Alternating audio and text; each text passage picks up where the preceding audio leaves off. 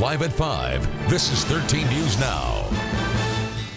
The race to reopen the government is on. Good evening, everyone. I'm David Allen. And I'm Regina Mobley. The Senate has reached a deal to fund our government for 3 weeks. Now we're waiting on the House. Senator Mark Warner spoke out after the Senate vote today. The Democrat blamed President Trump and congressional Republicans for the 3-day shutdown. He expressed relief that the legislation impasse may soon be over. We now finally have a path to make sure that we address the critical issue of dreamers, making sure the 800,000 plus young people who were brought to this country have a right and an ability to stay and prosper in America. Of course, immigration reform is a major sticking point here. We're still waiting to find out what will happen to those dreamers and whether President Trump will get his border wall. So it's a true case of good news, bad news. The good news, of course, that the government would reopen if a temporary funding bill is passed. But the bad news here, lawmakers will have once again kicked the can simply down the road. Mike Gooding joins us now with reaction from Hampton Road citizens most affected by all this drama. Mike. Well, Regina and David, what a day. The Senate vote was 81-18 to end that filibuster of a spending bill that would now fund the government through February 8th, assuming it's approved in the House. So that is when the next big fiscal crisis would come, is February 8th. In the meantime, this back and forth was playing havoc with veterans and military spouses at the local Navy commissary. At the Naval Station Norfolk Commissary, local military families and vets count on big discounts free of state and local food taxes. As part of the government shutdown, though, the facility would have closed after the end of business Wednesday, much to the dismay of patrons. All the government employees shop here basically all the time, and everything would be real sad. I think it's terrible because the working man is being affected, especially our active duty military and the families. This is not right. We went through it in 2013, and to me it's all politics. So serious was the threat of a shutdown that thousands of local civil servants today received their furlough letters. But by midday, the Senate broke the impasse, paving the way for the government to reopen. And while that in and of itself is good news, the fact is the country could still find itself in the same situation in 17 days when the new temporary spending measure would expire. And the heavily military-dependent Hampton Roads economy will be left hanging in the balance yet again. About 40% of the economy depends on USDOD. Obviously, it's a big shock to the system. ODU economics professor Vinod Agarwal, happy to hear of the Senate breakthrough, says the Congress must now get away from continuing resolutions and pass a proper 1 or 2 year appropriations bill. See, this is the worst part of this continuing resolutions is you don't pass appropriations. Businesses do not know how to plan their lives. Should they hire people? Should they lay off people? What should they be doing? They have no clue. And just a few minutes ago, we heard from Virginia's other Senator Tim Kaine, also a Democrat. He said the brief shutdown was worth it because it has now put the dreamers, in his words, front and center. Additionally, Kaine said he is now working to get to regular budgeting in the Senate and get away from temporary continuing resolutions. We hope to have his soundbite for you coming up on 13 News Now at 6. For now, reporting live, Mike Gooding, 13 News Now. All right, breaking news in Virginia Beach. Police are asking for help looking for this man, Jason Andy Daniels. Police say no one has seen the 42-year-old man since last night in the 5800 block of Fitztown Road. That's off Princess Anne Road, south of Pungo Ferry Road. Police say Daniels' loved ones are worried he may harm himself, and he is considered endangered. He is about 5'7", 180 pounds. Anyone who sees him should call police. New information. Fire officials say a blaze that broke out at a Norfolk apartment complex, killing one person, is not suspicious.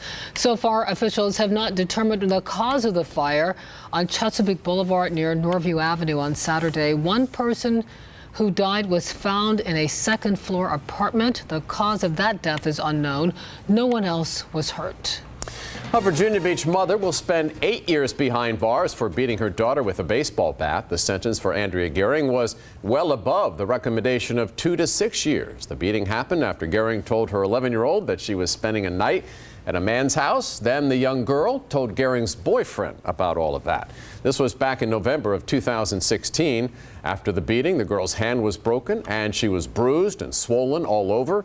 Gering pleaded guilty to child abuse. The son of ODU football coach Bobby Wilder found guilty of felony eluding. Today, Derek Wilder had his license suspended and was ordered to be on good behavior for 18 months.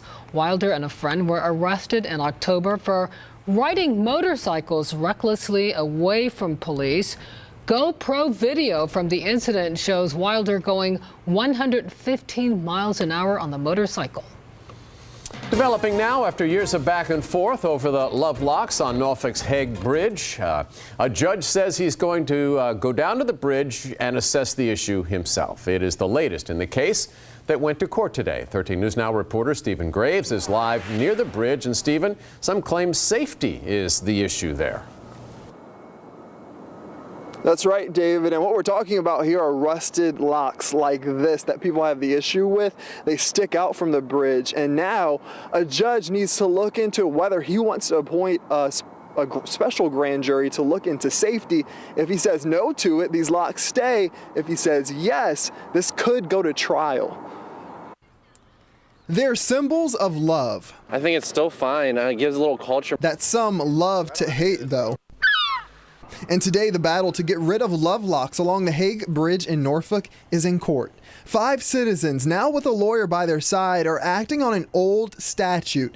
They want a judge to instate a special grand jury that would investigate if these locks pose a safety hazard and are a nuisance. Today in court, a legally blind woman said she feels unsafe. Leaning on a rail is dangerous, she said, possibly getting cut by a rusted lock as bikers whiz by her. A city attorney fired back, saying they pose no threat, though they're not against city code. The city doesn't want or need to get rid of them, he said, saying a special grand jury would come back with their same opinion. Now, this lock battle has been going on since 2014. Even today, we met a woman who just does not like these locks, and Matt Hurst heard it all, but he's still in support. For most cities I've been to Philadelphia and D.C., they do the same thing. Are you surprised that something like this is in court? Yeah. Now a judge says he'll take the time to come to the bridge himself, look at this, and then make a decision. Before leaving the stand today, though, he hinted at the locks possibly being a right-of-way issue. But the city was quick to fight back at that argument, too. And coming up at 6, you'll hear what the city actually posed as an argument to the judge. In the meantime, though, the judge says this is such an important issue because bringing in a grand jury involves money and possibly appointing a special prosecutor. He says he might have the decision this week and will, of course, keep you updated. Reporting live in Norfolk, I'm Stephen Graves, 13 News Now. A mental competency test is delayed for the Navy veteran accused of kidnapping Ashanti Billy from JEB Little Creek and killing her back in September. Eric Brown is being held at the Federal Medical Center in Lexington, Kentucky. The warden there asked for an extension on the evaluation, saying clinical staff is backed up right now. The judge approved a 15-day extension, ordering the exam be completed by February 2nd.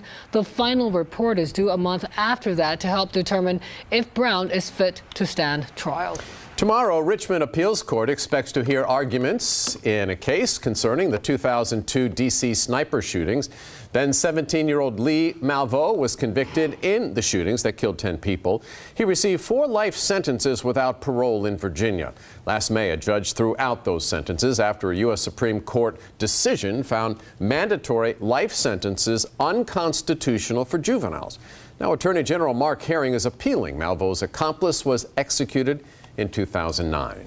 New at 5, people who live along Goosley Road in Yorktown are nervous tonight. Several break-ins have been reported in that area. Now deputies are cracking down, trying to keep citizens safe. 13 News Now reporter Nico Clemens reports.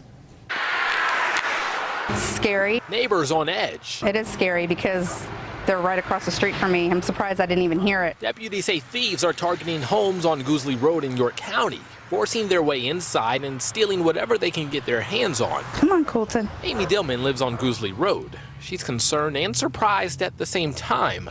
She says it's usually quiet on her street. It bothers me.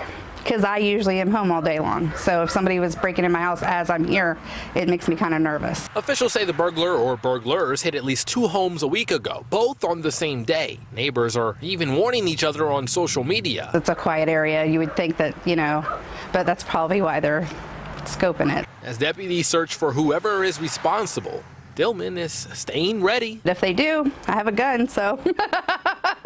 And coming up at 6, find out what deputies are now doing to keep this area safe. In York County, I'm Nico Clemens, 13 News Now.